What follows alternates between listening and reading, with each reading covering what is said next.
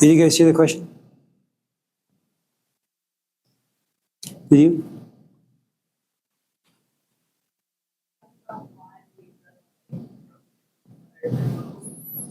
Why we run away from things that are difficult.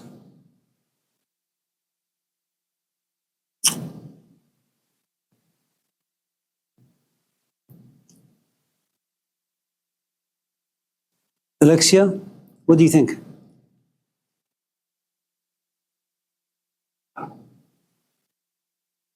To kind of avoid the emotions that might come into difficult things. Especially nowadays, it's easy to distract yourself with social media or just everyday life. You're not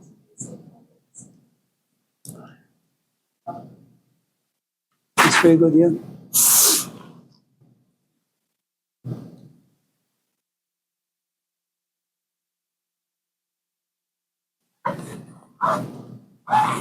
Hello. What was your name? Mohan. Oh, Mohandeep, yes, okay. So,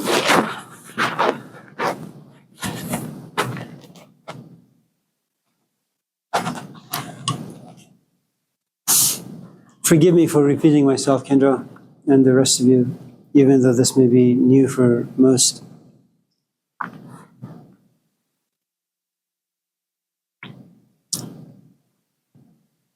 I was talking to my father a few minutes ago. He's not feeling too well. Given that I was there when he was at Kaiser, he's 90. His time is probably very close. And I've been around this man for about 61 years almost. So we're very close. We have a great relationship. And the idea of him dying is somewhat troubling, especially when I saw how my mom was reacting this past weekend to him being at the hospital, being taken by the ambulance and all that. She's become aware that he's a little older now, he's 90, and it's difficult for the body to recover from certain, illnesses. And so she was devastated.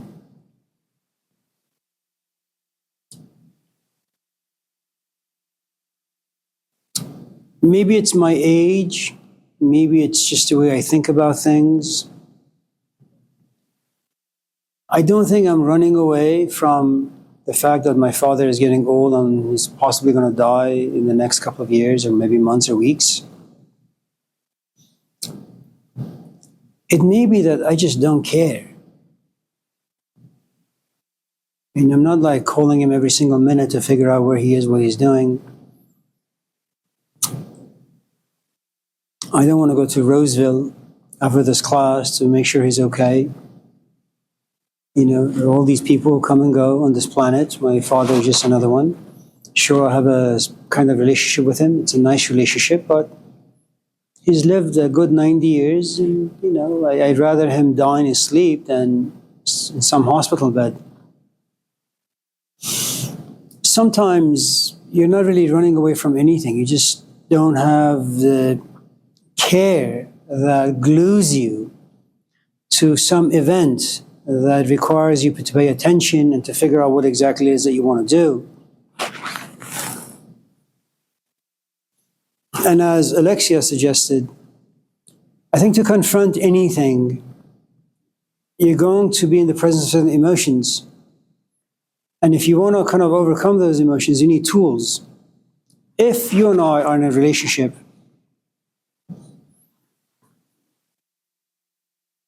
Thomas Hobbes, when he was born, his country was invaded. And the moment he opened his eyes, he saw people just dying left and right, being butchered by the opposing force. How do you cope with what you see, with all the pain that certain events creates in your life?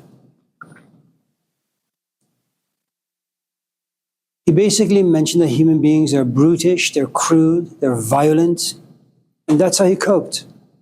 Could he do anything about the military that was occupying his homeland? The truth is no. Could he do anything about all the people who were being butchered? The answer is no. The only thing he can do was to sit and to write. That's the way he coped. And I think that's the way many of us in this class, you have a journal, you talk to your friends, but these are the basic, simple tools that we have in coping with things. In the absence of tools, you have no choice but to run away, which is really, really, really smart. Aristotle had mentioned a long time ago that Brooke is a relatively, well, compared to me, is bigger, probably stronger.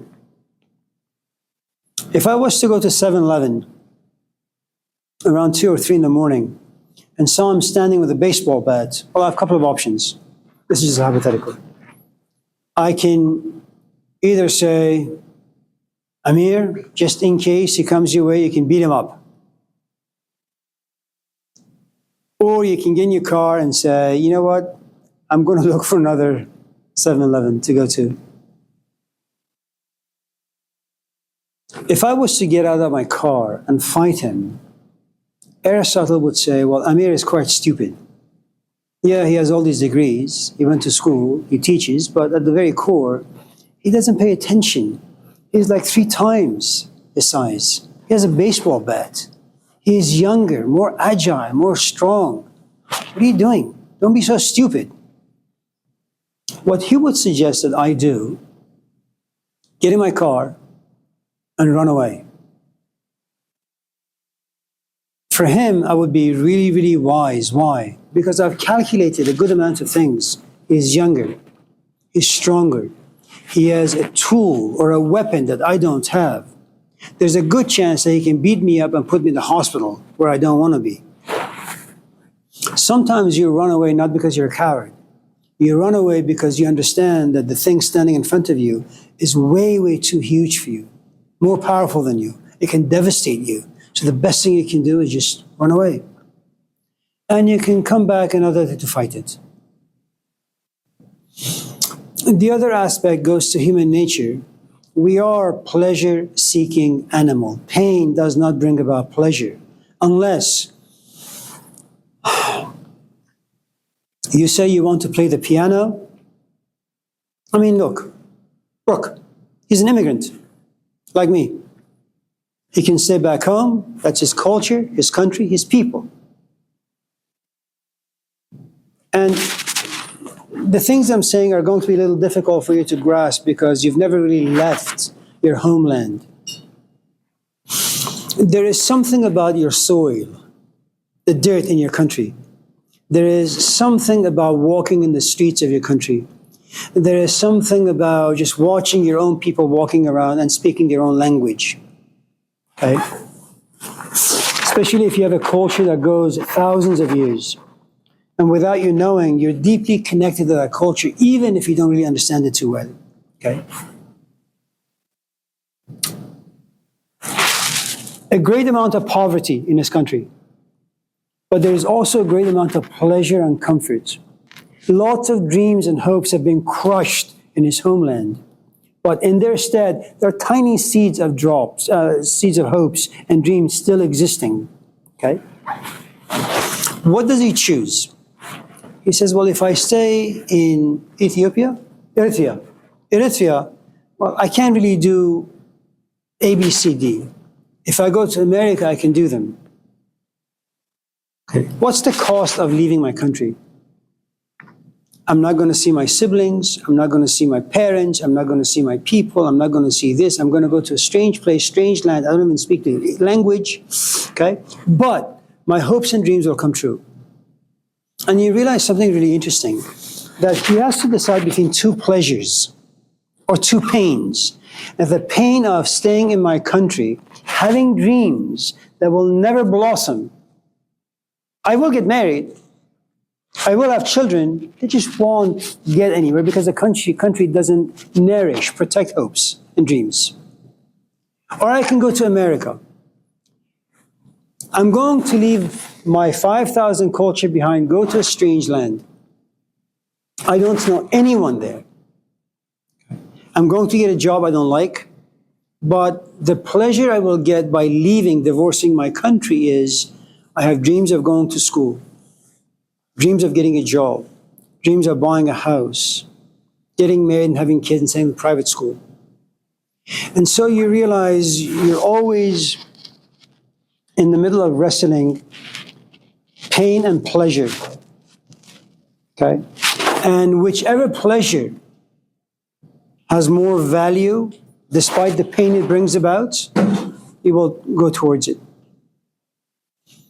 When you say, why do we run away from pain? Well, if you would go into the world of pain, okay, with sufficient tools, knowing that if I was to unravel like a puzzle, decode all the elements contained in this pain, I would gain understanding, I would gain wisdom, I would gain freedom from pain. That's profoundly pleasurable. I mean, imagine you pick up this book. Let's say you are a deeply faithful Christian, and by chance you listen to this man, Bart Ehrman. He's a scholar of the New Testament.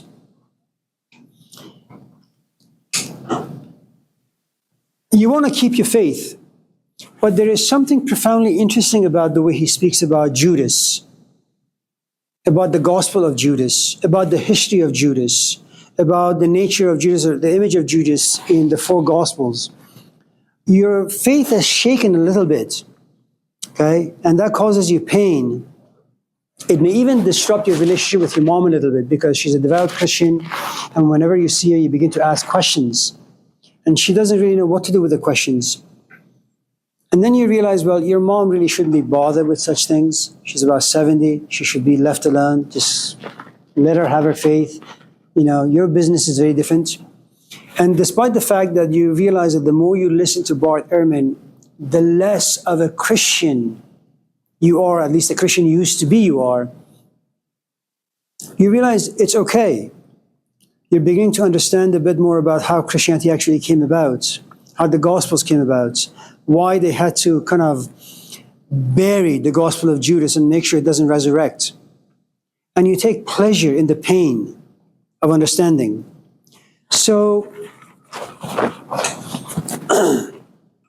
I think as long as you can find some pleasure in the world of pain, you may not run away from it, but you may slowly try to walk away from it. And walking and running are two different things. You know, when you walk, 10 minutes later, you're no longer around it. But when you walk very, very slowly, you're going to be around it for the next few weeks. And given the fact that we are very resilient, that things grow on us, there may come a point where you say, you know, when I think about that particular episode in my life, when I realize the amounts of pain it brings about and what that pain does to me, it forces me to open a book and write poetry, go for a long walk, and enjoy my solitary life. And then something amazing happens. You become addicted to pain. Why? Because you like being in the forest. You like eating alone. You like contemplating about certain things, about yourself and about life. So, yeah.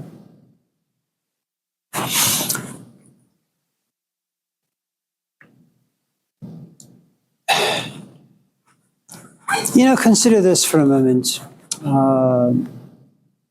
The fountainhead of Western philosophy, to some extent, is Socrates. Now, Socrates has only one pleasure in life: to wake up at 5 in the morning, go to the public arena, and just talk to people, harass them. What's your name? And in the ancient Greece, that doesn't mean like if it's Joe or Matthew or Mike. What is your function as a human being? Do you know what that is? You know, enrolling in a class doesn't make you a student.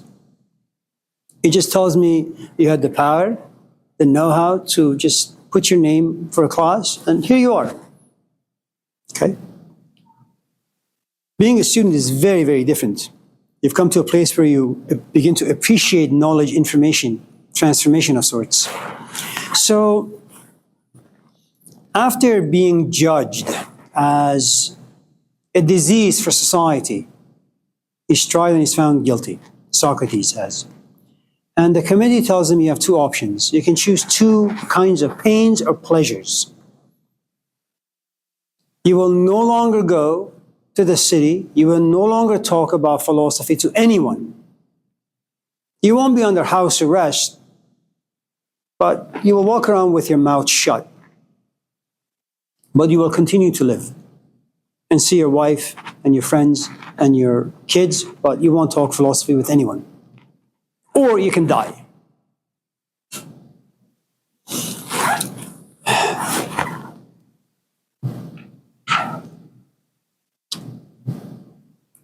If you like your image as a philosopher, as a thinker, and if that is how you come to life every morning, by talking, by thinking, by feeling, by sharing what you've discovered, without that particular word, you have no function.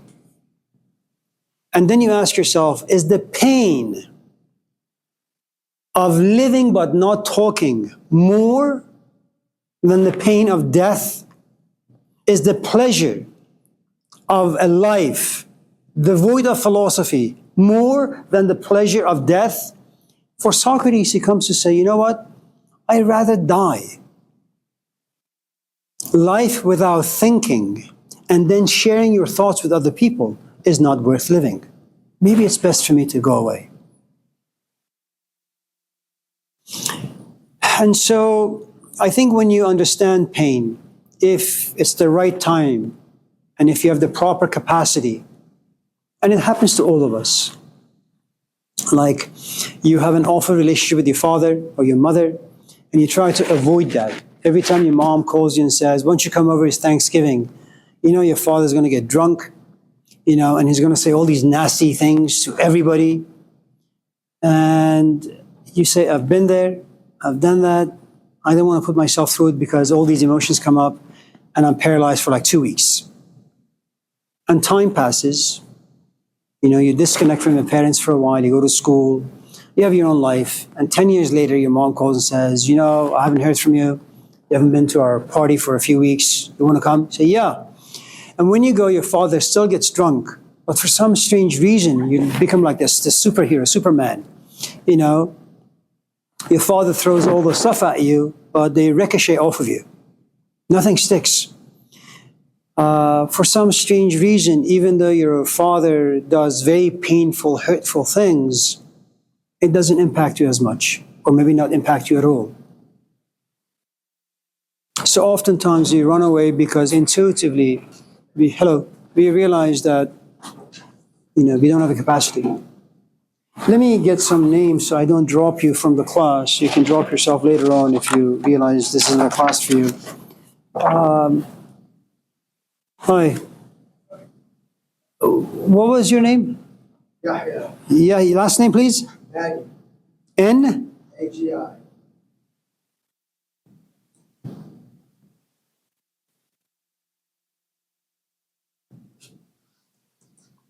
Okay. And you are? Amani. Last name? Hassan. Okay. Did you get me? Yeah, you're fine.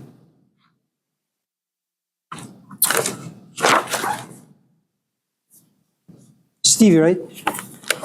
Stevie, what's your last name? Right there. Okay. Are we good? No? Go ahead.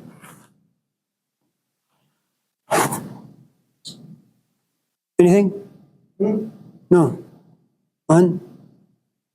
Anyone with anything? Alexia, questions? Sure? Okay. Abi? Judas?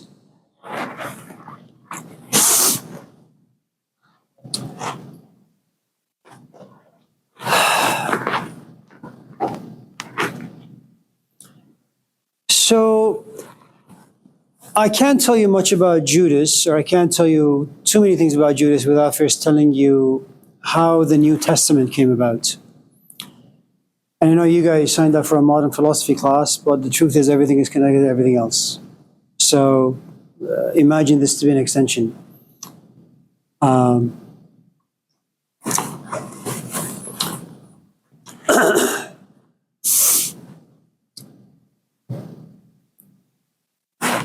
It took about 1,000 years for the 38 books of the Old Testament to come together.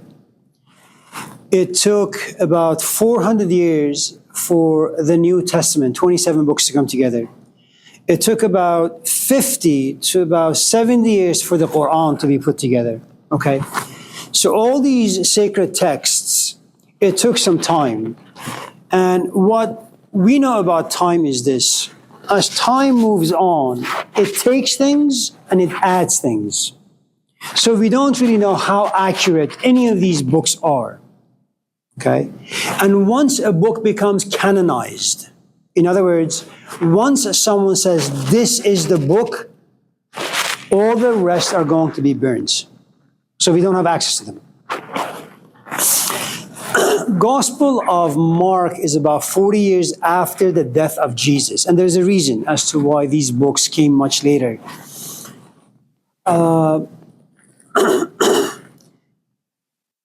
People in the time of Jesus, and that's if Jesus actually did exist, and there is some doubt, very much like people doubt Socrates existed.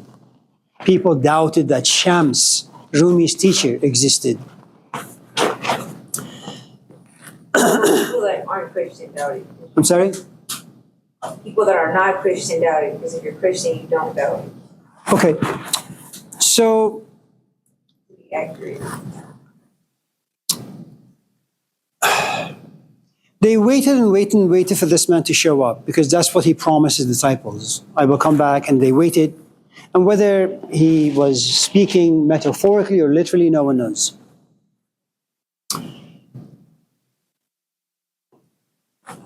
So the first book, the Gospel of Mark, which happens to be the oldest, about 40 years after the death of Jesus. Okay.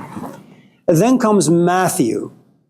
Matthew is about 60 years after Jesus. That's the Jewish text. Then you have Luke. Luke is about 60 to about 70, 75 years.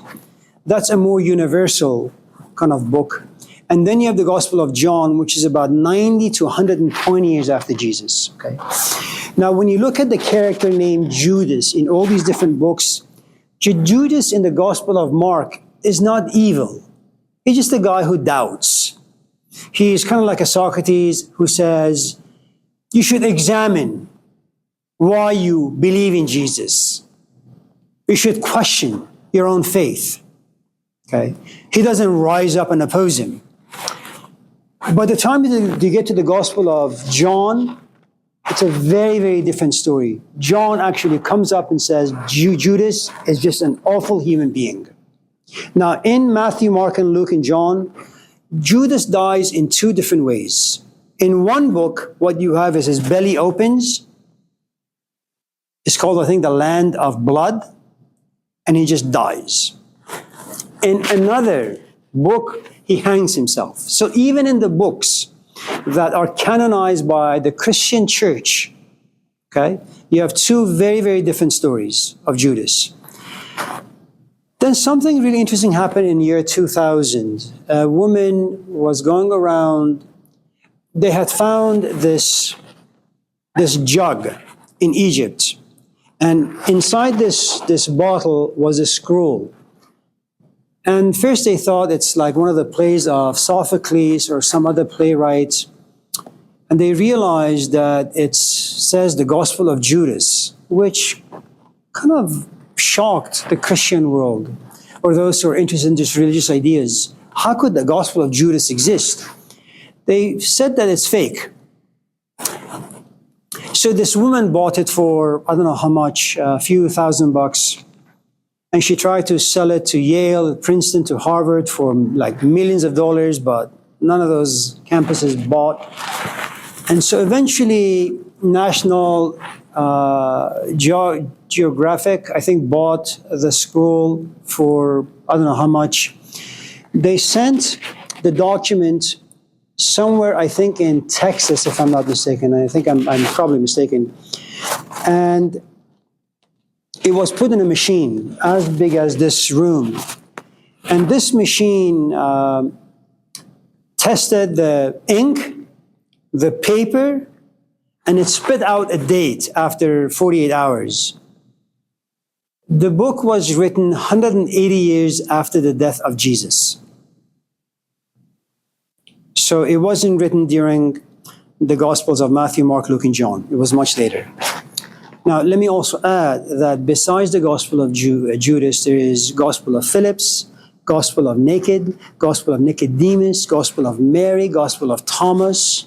Okay, there are about 5,000 different versions of Gospel of Mark. Okay, and the only reason why we only get like the King James, for example, is because some guy with a lot of power said this is the best version that people should read. And it's something that, has been canonized. Now, what is the message in the Gospel of Judas? The message in the Gospel of Judas is no different than what you read in the allegory of the cave or what you read in the Platonic dialogues, which is the following. Sorry, is that your question, or am I just like rambling on?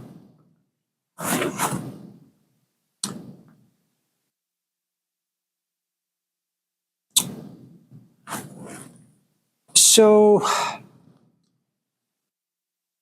the way I see how Jesus plays out in the Gospel of Judas is the following. You have a teacher, okay? You have a human being who has a good amount of insight and wisdom inside them. Like any parent, what do parents do? You go home and you smell funny. Your mom looks at you and says, "Were you smoking?" And you're just a piece of shit as a son, right?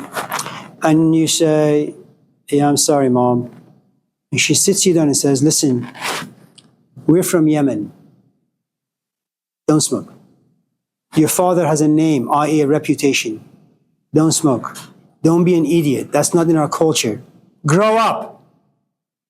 And what your mom is saying is, I have a certain amount of wisdom inside me, and I'm going to share that wisdom with you. I hope your brain is not filled with concrete. Okay? That is what wisdom is. Now, you can have wisdom as a 12-year-old sister when you want to put your 5-year-old brother on a bicycle. He says, "Let go of the bike." And you look at your kid brother and say, "Listen, I'm 12. I've been here before. Let me hold the seat. You're going to fall." And what you have in all these different scenarios, all these different branches of life is the following. Wisdom is old, stupidity is young. Wisdom always tries to educate the stupid, but the stupid doesn't have the capacity to take wisdom and apply it. Stupid will always consider wisdom to be the enemy. My parents don't want me to have fun. My parents are idiots. Okay? That's how stupid looks at the parents. That's how the ignorant looks at wisdom. In the Gospel of Mark, is what you have is a piece of wisdom that's always misunderstood.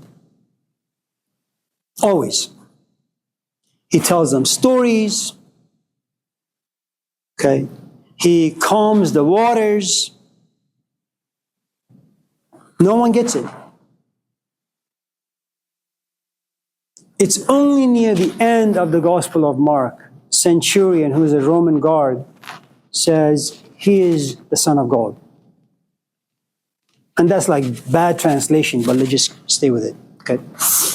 So what you have in the Gospel of Mark is a guy who tries and tries and tries, only to realize no one gets it. In the Gospel of Matthew, he says, maybe I'm trying my wisdom on people, on the wrong people. Why do I want to give my wisdom to just everyone? Let me just give it to people who I know. And who he knows are the Jews. Let me give it to my own people. And the Gospel of Matthew is known to be a Jewish gospel, very much like Moses. Okay? And he comes to realize that his own people don't really get it either. They're like stupid. So wisdom gets misunderstood. Okay? In the Gospel of Matthew. The people closest to you, your kids, your sisters, your brothers, your best friends, your aunts, uncles don't get you. That's what you get in the Gospel of Matthew.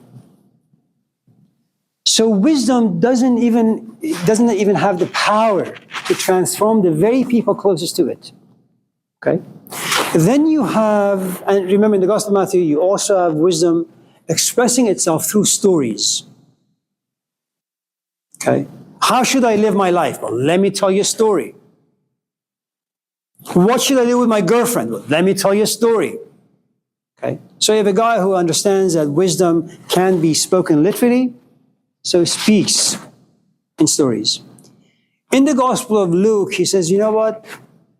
It seems my own people are stupid. Let me just give it to different kind of folks. Non-Jews. Anyone who's willing to listen. And he comes to realize, well, they don't get it either. No one gets it. In the Gospel of John, something really interesting happens. When people ask him questions, he doesn't tell them anything. He doesn't tell them stories. This is a man who's given up on speaking to people. But what he does instead is he multiplies bread. He produces fish. He raises the dead. He comes forth and says, before Abraham, I was. I am the Father. I am the light. I am this. I am that. The only way he says that maybe people can kind of understand and realize who I am is through magic tricks. No one gets it. In the Gospel of Judas, something devastating happens. So remember, this is how wisdom, again, this is how wisdom works. First, it's misunderstood. You share it with the people closest to you, it gets misunderstood. You share it with strangers, it's misunderstood. Then you realize maybe language creates division. Maybe it's best to keep your mouth shut. I mean, imagine right now we only have 10 people. If I was to come to class and go like this and produce donuts, next week, Monday, this class will be full of folks. Why? Because you guys are going to go home and say, this guy out of nowhere produced donuts or this or that. Okay? In the gospel, and even then people didn't get it, because in all these books, what you have is Jesus Christ on the cross being crucified. So whether you speak to people or perform magic tricks, it makes no difference. In the end, they will kill you. That is what usually happens to a piece of wisdom. It gets destroyed. Okay. In the Gospel of Judas, you have a man who's tried, who's been the Gospel of Mark, who's been the Gospel of Matthew, who's been the Gospel of Luke, who has experimented with the Gospel of John. He says, you know what? People are just stupid. And you know what? Life is just stupid. And you know what? My body is stupid. Why? What exactly is it that makes us stupid? All right, so you take a class. For what exactly? For units. You don't become wiser for it, you just have units. And then what? You get a degree. And then what? You get a job. You sit in a cubicle. And then when you're about to die, you say, oh man, my life has been a complete waste. This is what people do. Now, there is another function that the human body has, which is you see things, and what you see creates pleasure, and then you pursue them. You hear things and it sounds good, and then you pursue it. I mean, you're sitting in your car, you're driving to work, all of a sudden you turn on the music and there is Beyonce. You say, man, she's got a beautiful voice. And then there's an ad. She's going to have a concert in Oakland. How much are the tickets? 5,000. How much money you got? 200. So you call your boss. Say, can I work an extra 15,000 shifts so I can save some money so I can buy a concert? And you do. And what you realize is your five senses, they are like Costco. They create all these things that you want. And then you pursue them. And then what happens in the course of pursuing things is your soul, your creativity, your reflective abilities, your love, your compassion, your generosity, they get diminished more and more as the days go by. And all you become is a body with zero passion. And so Jesus says, who's willing to give me to the Romans so I can be crucified? No one, except Judas. Judas goes to Jesus in the Gospel of Judas and says to him, listen, I know who you are. I know what you're about, and I understand your pain. I don't want to part with you because you're the only thing that lights the world. But it seems that the world is hurting you, pains you from your soul. So, what do you want me to do? He says, Judas, listen, if you give me to the Romans, they will kill me. When I'm dead, my soul that is caged inside my body, it'll go back to God. It'll once again experience freedom. And that's the pleasure that I want. Not to be caged in the body, to be harassed by people. And Judas says, fine. And that's what you have in the Gospel of Judas. Now, you may think that what Jesus did was very profound, and it was, but consider Robin Williams for a moment. He is a guy who was enormously passionate in life.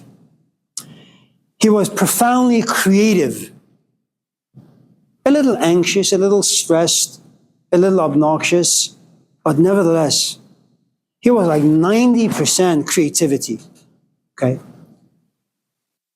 He also experienced something most of us in this class don't ever experience, which was he was on the stage most of his life. And on the stage, you have power, you get attention, you get relevance, you get meaning, your value goes up. And he wasn't just a good actor, he was a great actor. Once in a while, he would be dipped back into life. And life is no stage. Life doesn't have much to offer you.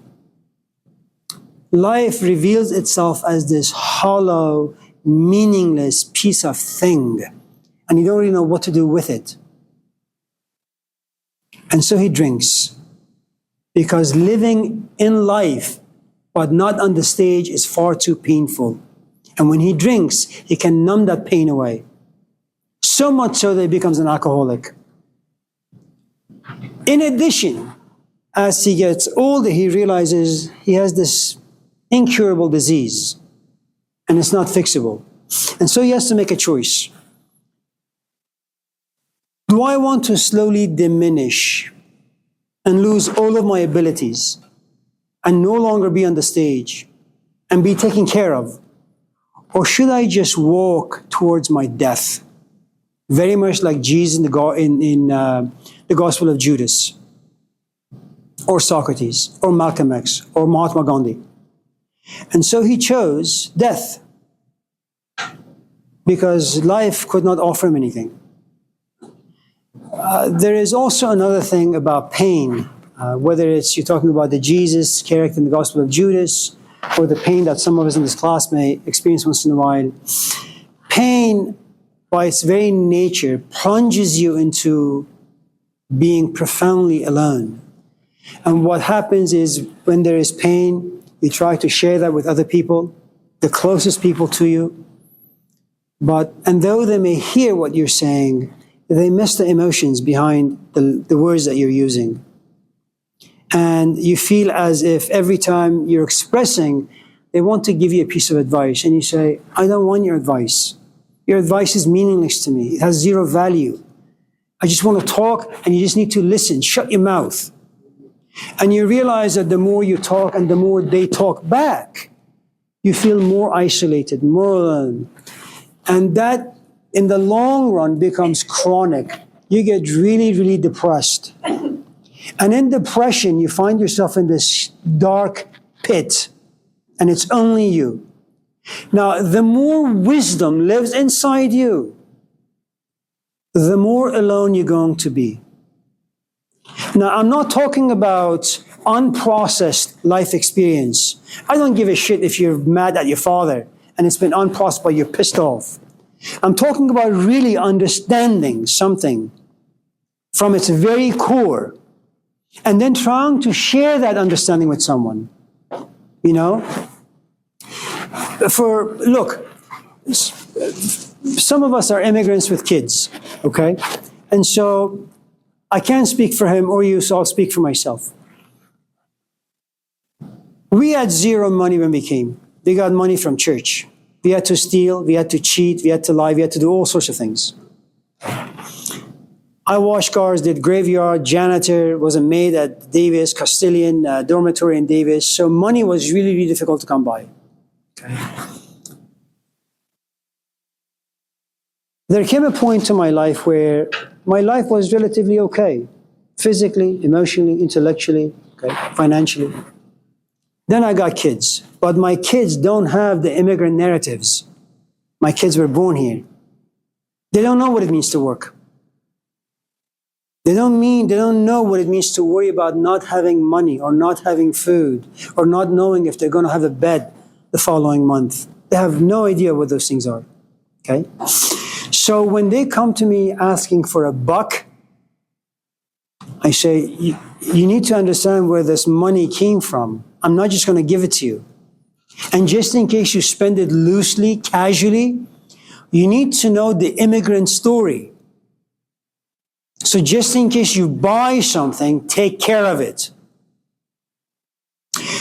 Now, that is what wisdom is. You have an experience, it confuses you, rattles you, turns your life upside down, it's chaotic, you're depressed. Then at a certain point you say, I can't live like this anymore. I need to understand what the hell is going on with my life. And then you sit down and you break open this experience. And all this poison comes out. You get to see things. And every time you see a new element, you have a whole host of emotions coming out. And then you try to think as to what exactly am I supposed to do with all of the stuff that I feel and see. Now, the problem with seeing is that you don't have the tools to fix anything. All you can do at this stage is just see, feel, think, and get nowhere.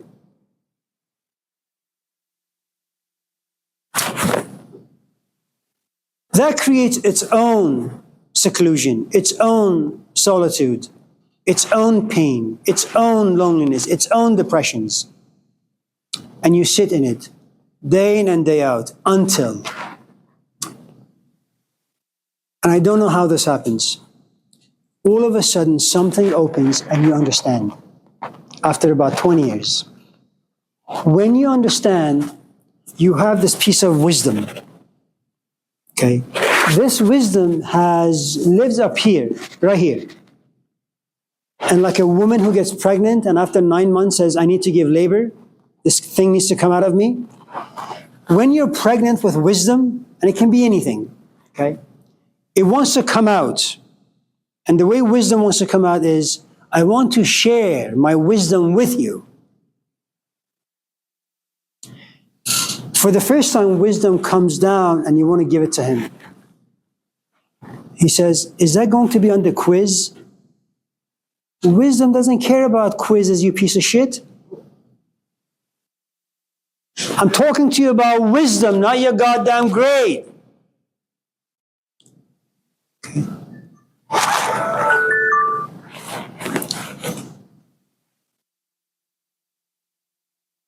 And then what happens is, at first you treat wisdom like a whore. You give it to anyone and everyone. And that's what it is.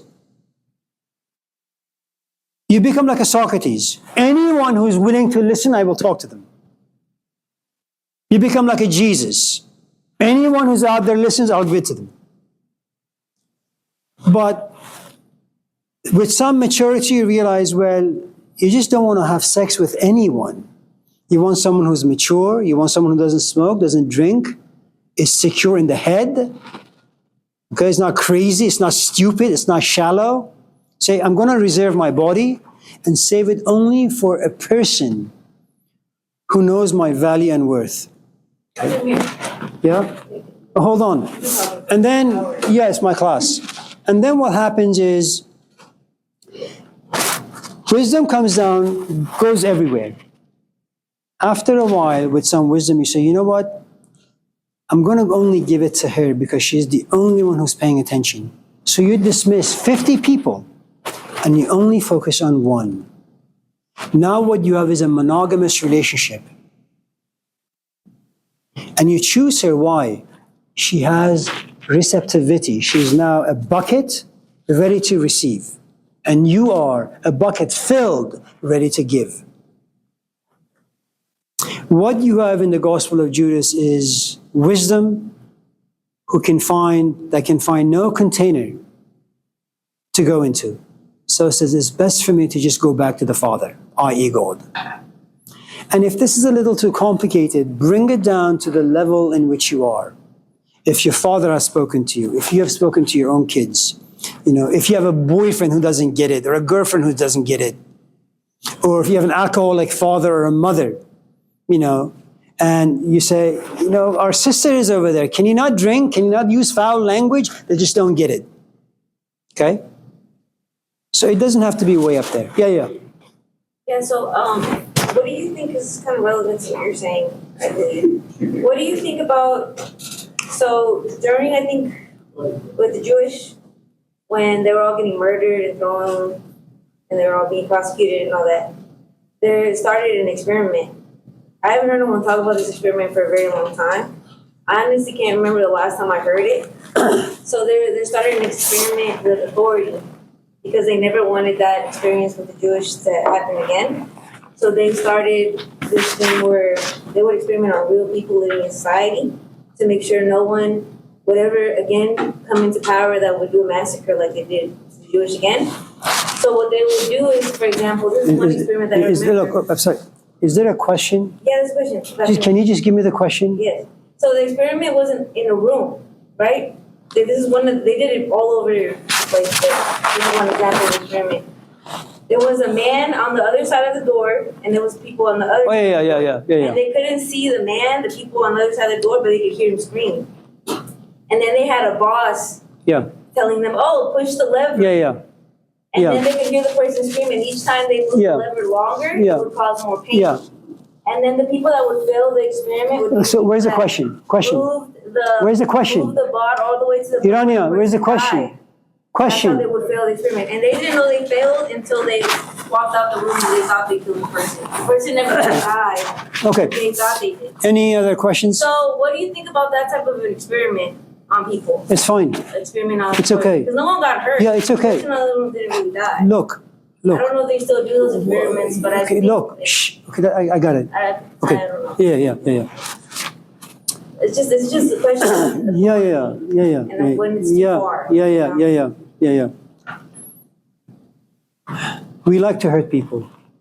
Short answer. Any other We questions? like to hurt bad people. It doesn't matter. We We just like to hurt innocent people. things. Anyone else? Not all people. Matthew. Yeah, so I think, my question is there, how do we determine what's good or bad to be curious about? Right, so, from the text, right, from the lecture, it says curiosity may grow on us and maybe we'll have an obsession in the future, right? But how do we determine what's good or bad to be obsessed about? If you don't want someone to do it to you, you don't do it to someone else. Okay, so there are two things. There is forgive me, I'm not sure why this is If you happening. don't want someone to cut off your finger, you don't cut somebody else. Irania, no one's listening to you. Okay, that's fine. There are a couple of things. There is the curiosity of a child, and then there is the curiosity of the adult. A child, by its very nature, as they're growing up, they have no choice but to be curious. When you're walking around the lake, every 5 minutes you bend over, you pick up something, you put it in your tongue or your mouth because it's your best laboratory to experiment with things. And you may get sick, whatever the case may be, but that's your laboratory. You're curious about things, and that's organic.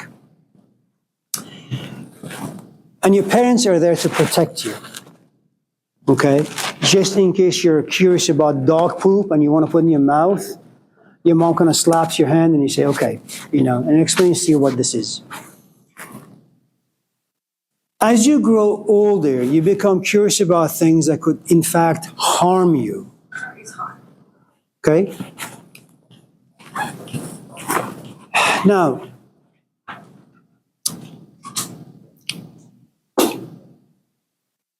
let me give you a couple of personal stories, because I can't go off by what other people have said.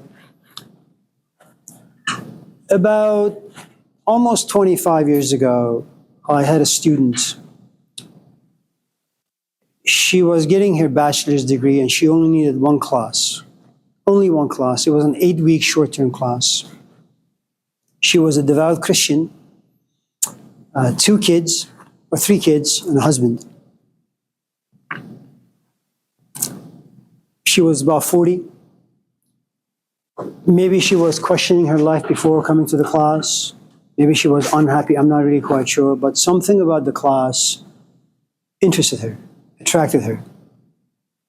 One day she came and she slowly became more and more curious because her hand would go up more often. She would ask questions more often. She would come to the office more often.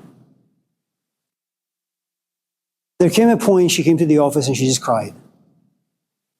I want to leave my husband. I want to leave my life. Okay? Now, that particular kind of curiosity is great. I mean, first, because we have this frontal lobe, this brain, this fantastic machine that if you open it up, it can be curious about a whole host of things. Okay. You run into 2 forces inside you. The force that desires stability, the force that desires curiosity, passion. These 2 forces are not friends. You want a grade, but you also want to write a creative essay. The problem is, I want MLA, I want font to be 12, and I want double space. Your creativity says, no space. Font 50, and I want to write poetry, not prose. I am part of a system you don't like, but I have power over you. And the only way you can survive in this system is for your creativity, your curiosity to be crushed. Okay? Now, her husband couldn't crush her curiosity, and her kids were not powerful enough forces to crush her curiosity. She moved out. She lost all of her friends. She became a drunk. She was curious, but with curiosity comes a hurricane. And this hurricane uproots the stability you created for yourself for 20 years. And you have to wait it out. You have to wait for the storm to die. And when it dies, no one knows. And once it goes away, what you're left with is also unknown. If you were to come to my office and say, Amir, I want to study philosophy, I'm going to go to one of my good friends, Abraham Maslow. Okay. I'm going to ask you, because if I was to, for example, help you with this, there are 2 parties involved, you and me. I'm glad that you're curious. I'm glad that you're inspired to be curious. But if you want that curiosity to stay alive, it needs to be protected from wind, from other people, okay? Now, you want me to protect that. Let's just say I created that for you. I have to give you my time. I have to give you my energy. At this stage in my life, that's too much work for me. And if I was willing to do it, I would demand for you to sacrifice a whole host of things. But before we go any further, I'm going to ask you, how's your health? Are you healthy? Do you have any problems? Why? There is this wonderful story, I think it's in the Gospel of maybe Matthew. It's about a farmer walking around, seed falls on ground, some birds come by and grab the seeds, some people step on it, some fall on concrete, some fall in good ground, but squirrels come, pull it up, eat it, go away. But some fall on good ground and stay there, and they become gigantic trees. I want to know what vultures live in your life.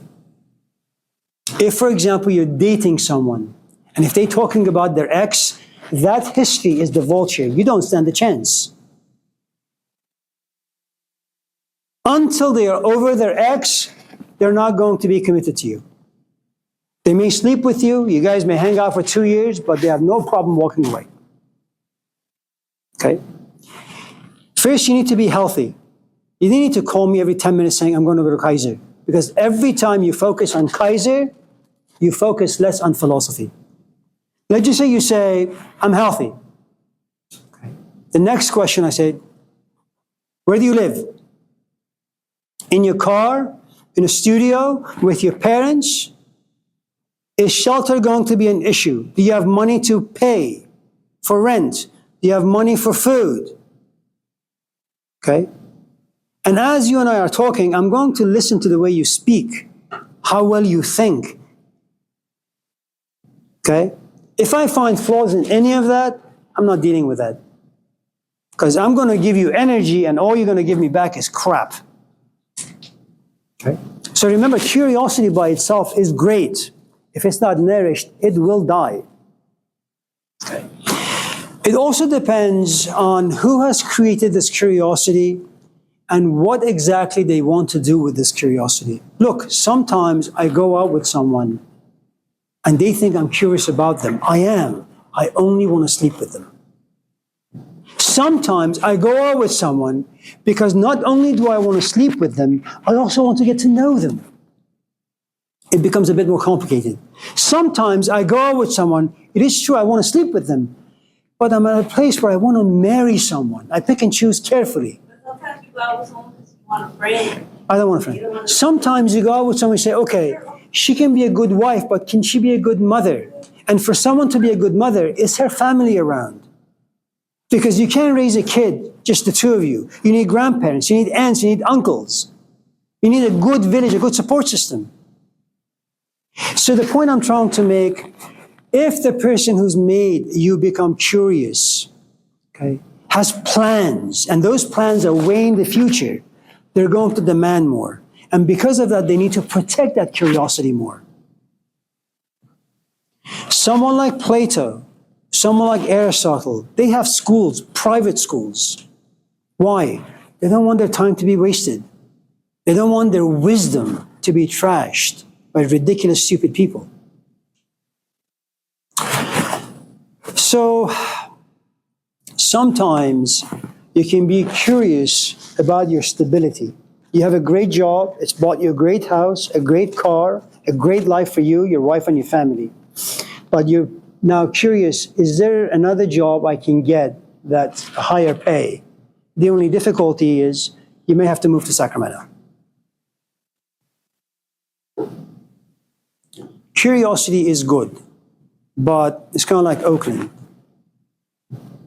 If you don't pay attention, it can become wildfire, and everything will just be destroyed on its path. Yeah. A question of the first Sure. one, like the problem. What about, like, for example, if we stay out from the problem, then how about if we have to fix at the time? We stay out, like maybe the problem can follow us. that either. So we have to face and instead stay out of the problem.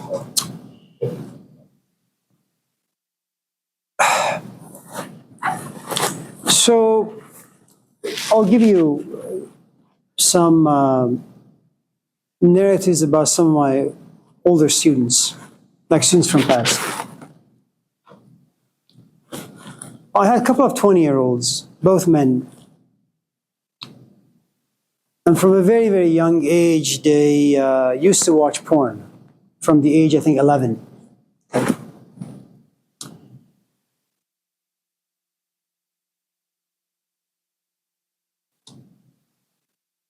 Now, if you're not at first, of course, it comes as a form of curiosity. Then what you realize is that with this curiosity comes a good amount of pleasure. And you like when you have pleasure. And before you know it, you're addicted to the thing that brings about pleasure. So 5 minutes becomes an hour becomes 2 hours, and 2 hours becomes like 5 or 10 hours throughout the day. Then you realize you're doing it every single day. And it becomes like a church. Just in case you miss it, you're going to feel bad. You're going to feel guilty. You need to like go somewhere and repent for not being able to see. And so what happens, they get to be around 19 or 20. Now, they're like adults by this time with an addiction that's been around for about 10 years. They say, I like this girl. I want to have like a serious relationship, healthy relationship with them, but my addiction doesn't allow me. So what you have is a human problem, which is all of us in this class want to come to life. All of us in this class want to do things that bring about a good amount of pleasure. For this particular fellow, it was porn, or maybe it was fighting, or maybe it was boxing, or maybe it was smoking weed, whatever the case may be. Okay. And then this tiny little seed becomes huge. It becomes the very centerpiece of your life. Why do you have a job? Well, because I want to buy a bucket of wheat. Or why do you want to go out with your friends? Well, because we want to go smoke. Where are you guys going? Yosemite. For what? We're there. We'll smoke with the trees. Everything that they do revolves around smoke. Then there comes a point where now they're in a serious relationship and they have a child. And their wife demands that they quit. Well, quitting is fine, but how the hell do you combat 15 years of addiction?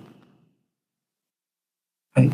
And you realize the addiction of the past now hovers around you, and now you have a serious problem. What do you do with it?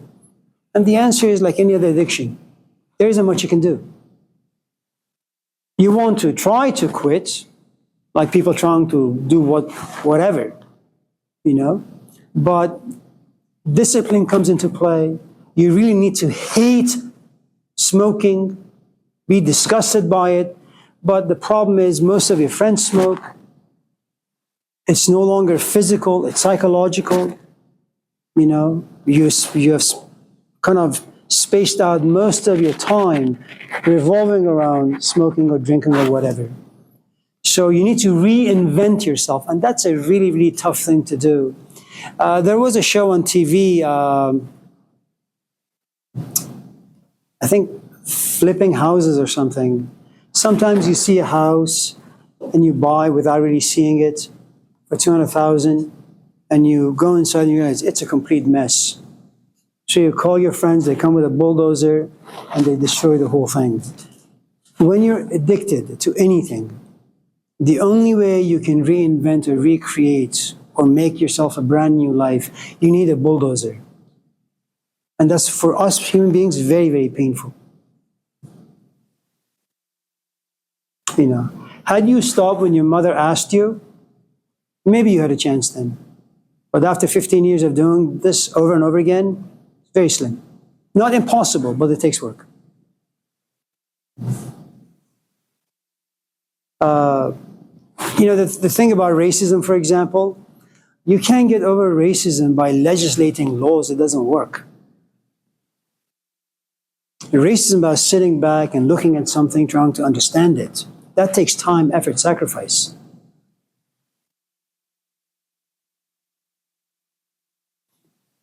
Anyone else? Who are you? I gotta introduce myself here. My name is Felipe. Philippus? Filipos, what's your last name? You joined the class. Oh, yes. Where are you from? Country-wise? Yeah. Appreciate it. You speak the language? Oh. You have a countryman.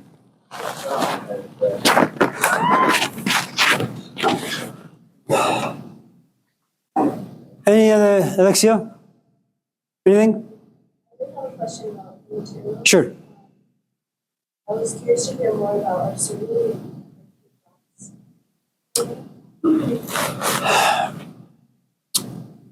People have used, I suppose, the word absurdity or absurd in different ways at different times. About 5,000 years ago, a guy who never used the word absurd told us that life is in fact absurd. His name was Gilgamesh. Some years passed by, you had the Buddha coming forth and saying, life is quite absurd. And if you want to free yourself from this absurdity, you should look at life in this way. Jesus did the same thing in a different language, Moses in a different language, Muhammad in a different language. And then there is the modern philosopher named Albert Camus. One of the things you need to understand about thinkers is that they are the product of their time. For the longest time in our history, we believe that human beings are good.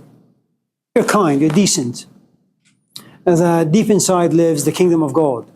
With some protection, with some nourishment, with some reflection, this part of you will rise to the top and you will give home to homeless people and food to the hungry, right? And then something strange happened, and it took a long, long time, and I won't bore you with all those details, and maybe we should next week, Monday. But suffice to say that World War I happened. Now, prior to this time, if him and I don't like each other, we wrestle.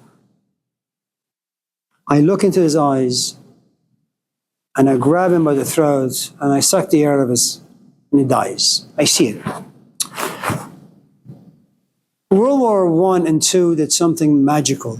We don't have to see anyone. You just can have the plane, drop some bombs, and people die.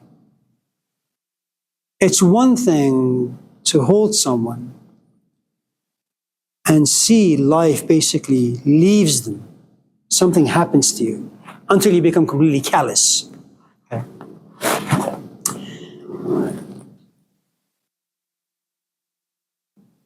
With Dr. Amir, I just have a question about race. Wait. Let's attend to our question first.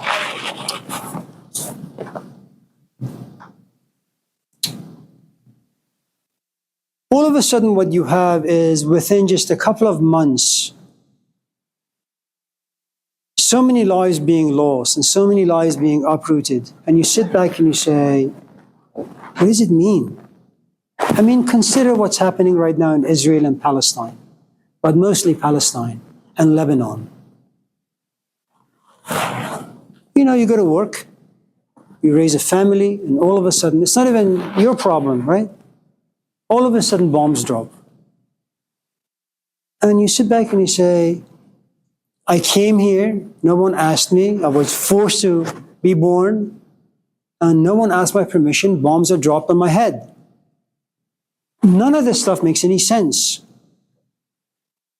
And not making sense equals living a life that is completely absurd. And yet we do it. One of the ways that the concept of absurd shows itself, at least in the philosophy of Albert Camus, is through his book, his novel, The Stranger. And one of the things about the book is this: you have two different human beings. One who just lives his life, doesn't think much, doesn't reflect much, he just lives it.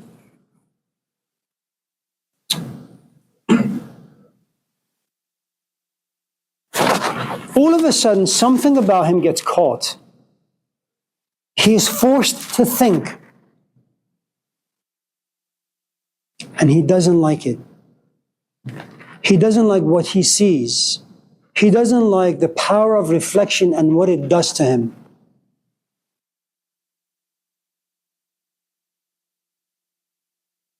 Consider, for example, if you knew the psyches of men really, really well, Alexia, and you go to a party because you want men to appreciate you, respect you, see you more than flesh, meat, but you sit somewhere and you think and you think and you think, and you look at history and you understand men's biology and psychology, and you realize the only way they will ever show interest in getting to know you is first going through your flesh. And you say, no, I want them to first see me for who I am. And then, if I like them, I will grant them access.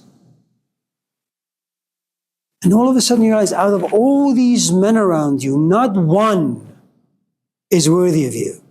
That is what reflection does. Now, prior to this point, you say, any man will do. And you have fun with all of them. And then you fall in love.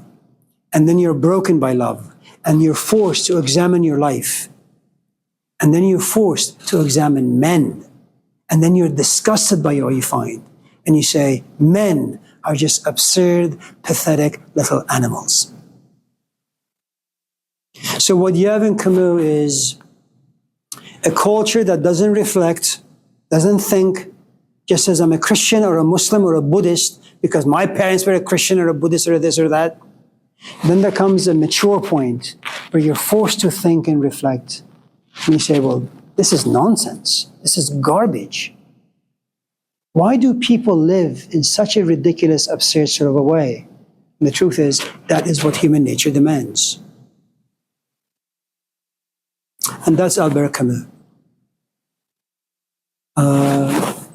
Even he cut off his friendship with Jean-Paul Sartre because he found that friendship to be absurd.